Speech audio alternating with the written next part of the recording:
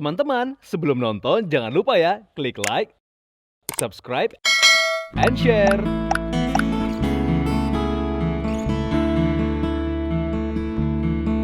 Viewers, beragam wastra atau warisan Nusantara yang dipamerkan memang menjadi satu kesatuan keanekaragaman wastra yang ada.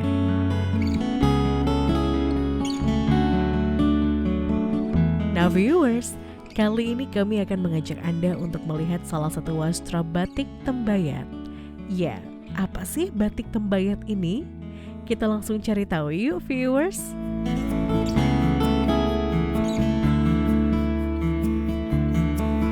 Halo viewers, jumpa kita di Jagantara. Saya dengan Gina Sutono dari Batik Tembayat. Yuk viewers, kita lihat ada apa dan apa sih Batik Tembayat itu? Yuk.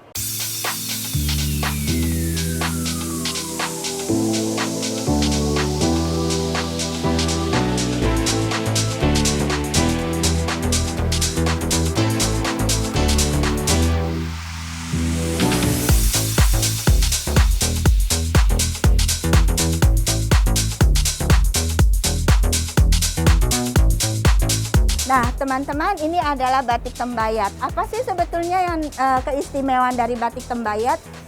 Keistimewaan dari Batik Tembayat ini adalah kalau teman-teman lihat, ini sebetulnya yang ditawarkan oleh Batik Tembayat itu bukanlah batik halus. Loh, jadi batik apa dong?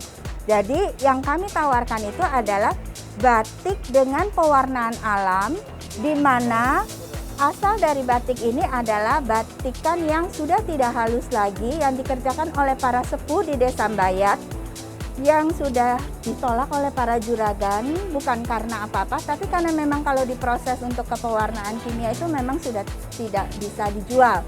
Maka sejak 2007 saya masuk ke Desa Mbayat dan saya mulai mengolah hasil batikan mbah-mbah ini melalui proses pewarnaan alam yang ternyata kalau kita lihat hasilnya itu bisa menjadi salah satu pilihan di dalam kita mengenakan sebagai busana sehari-hari. Karena warnanya yang unik seperti ini, maka ini juga tidak memberikan kesan klasik yang kuno, tapi modern.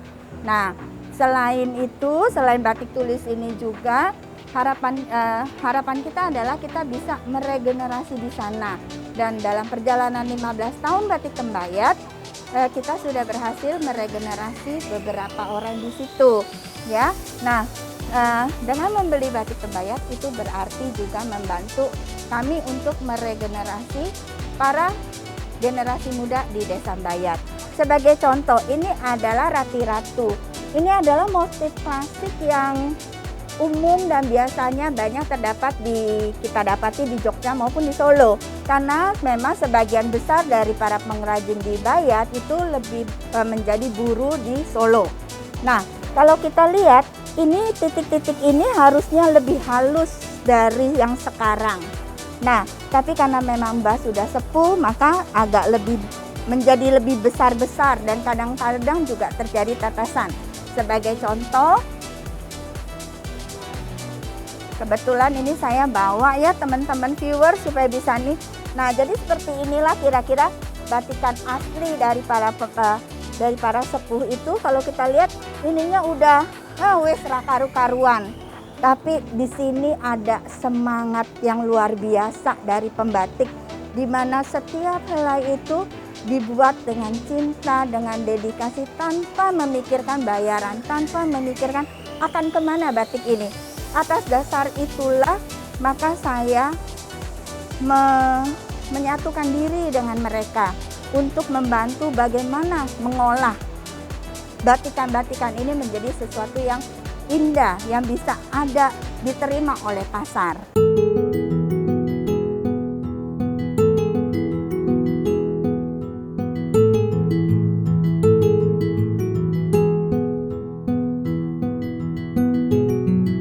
Seiring dengan perjalanan waktu, saya pun membuat desain-desain yang unik, di mana desain-desain ini lebih modern. Mengapa saya membuat desain ini? Karena saya bertemu dengan seorang pemuda yang pada waktu itu pengangguran. Kemudian saya melihat bahwa kok dia sepertinya tertarik dengan proses membatik ini. Lalu saya menawarkan, kamu mau belajar membuat cap dan mengecap? Ternyata dia memang mau, dan sejak itu dia belajar, dan yang saya ajarkan itu adalah membuat cap dengan menggunakan karton. Kenapa menggunakan karton? Karena imajinasi kita itu seringkali cepat ya, cepat, dan ide itu banyak sekali. Kalau kita berpola pada proses pembuatan cap dengan menggunakan kopel atau tembaga, itu memerlukan investasi yang cukup besar, dan juga seringkali itu memerlukan waktu di dalam pembuatannya. Maka saya mengembangkan metode pengecapan dengan menggunakan karton ini, dan inilah hasilnya. Ini saya terinspirasi dari motif tradisional yang ada, yaitu garis dan gedek. Nah, ada juga motif lain, yaitu ini. Ini saya terinspirasi dari sashiko, yaitu seni dari menjahit Jepang, di mana itu juga menjadi salah satu desain yang saya sukai terhadap sashiko. Impian saya adalah saya ingin teknik membatik ini bisa sepopuler sashiko, di mana seluruh dunia mengenal sashiko dan seluruh dunia mengenal batik. Itu. Ya. Nah, viewers, itulah sekilas tentang batik Tembayat. Semoga apa yang sudah kami rintis, kami kerjakan, ini hanyalah sebagian kecil dari apa yang bisa kita lakukan untuk wastra Indonesia. Betul-betul batik Tembayat hanyalah sebagian kecil. Harapan saya adalah semakin banyak para anak-anak muda yang mau bergerak dan mengembangkan batik di Nusantara ini, khususnya juga untuk pewarnaan alam. Terima kasih kepada Ibu Yanti Erlangga yang sudah menyelenggarakan Jagantara ini, sehingga memberikan kami ini para UKM untuk lebih percaya diri, terus menampilkan diri, dan menjadi lebih dikenal produk-produk lokal kita. Terima kasih, salam.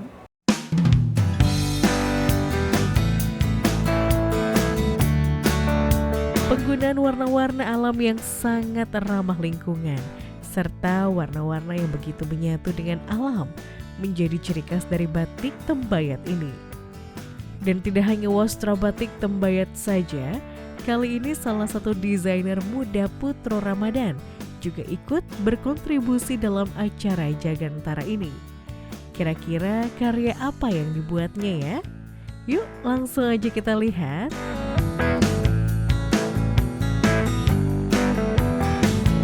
Hai viewers, saya Putro Ramadan, fashion designer dari Warisan Budaya Indonesia, khususnya anak muda.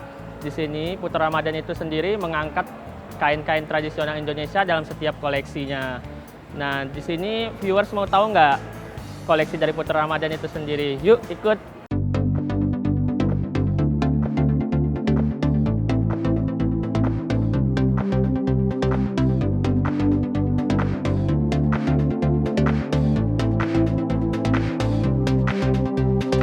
Oke viewers, di sini salah satu koleksi dari Putro Ramadan.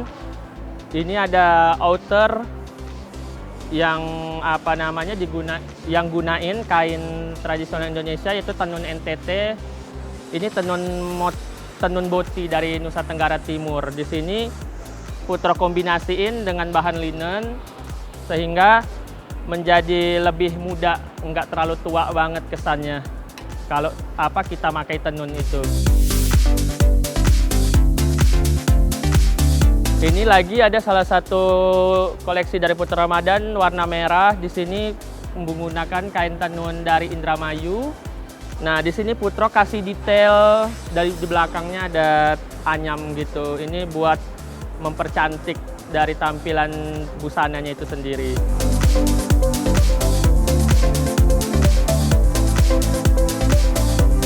Nah, di sini juga Putro di koleksi kali ini menggunakan warna-warni itu agak-agak warna terang gitu. Nah, di sini ada ini motif bordir, ini motif padi. Nah, untuk belakangnya sendiri ini ada batik warna fuchsia.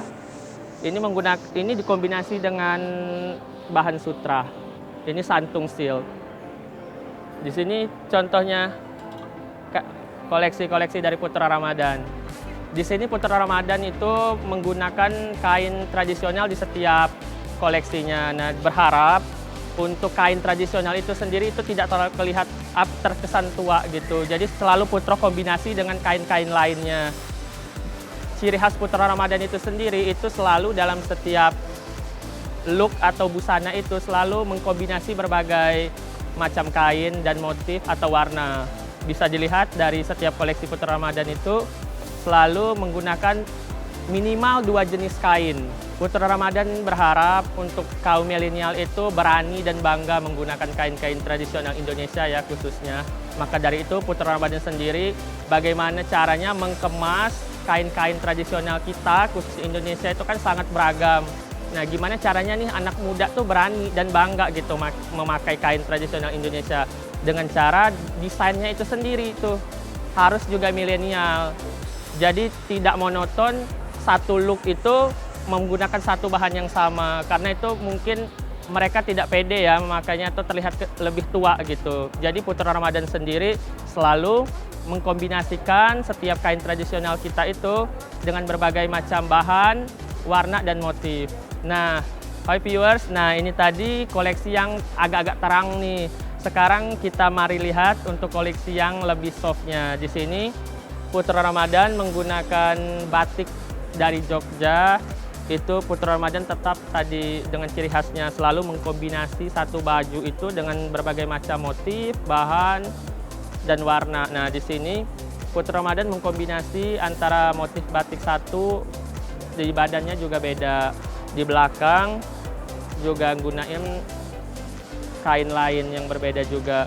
Jadi di sini tuh biar kaum milenial itu sendiri nggak terkesannya itu tuh aduh kok kuno banget ya batik ini. Nah, makanya Putra Ramadan bagaimana seberusaha mungkin untuk mendesain itu biar mudah disukain sama kaum milenial.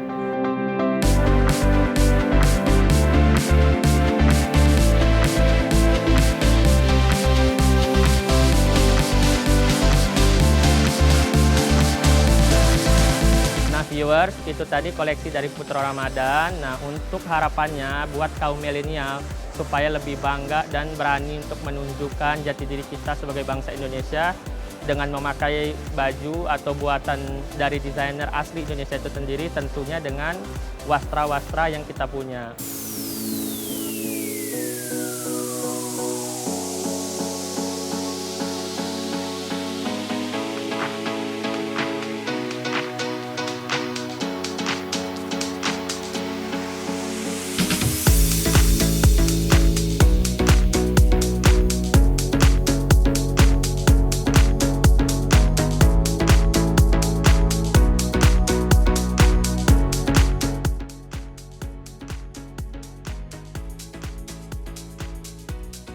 Kami sebagai orang Indonesia, kita harus itu tadi, menjaga. Kita tidak lupa dari kekayaan budaya kita dan untuk regenerasi ke depannya.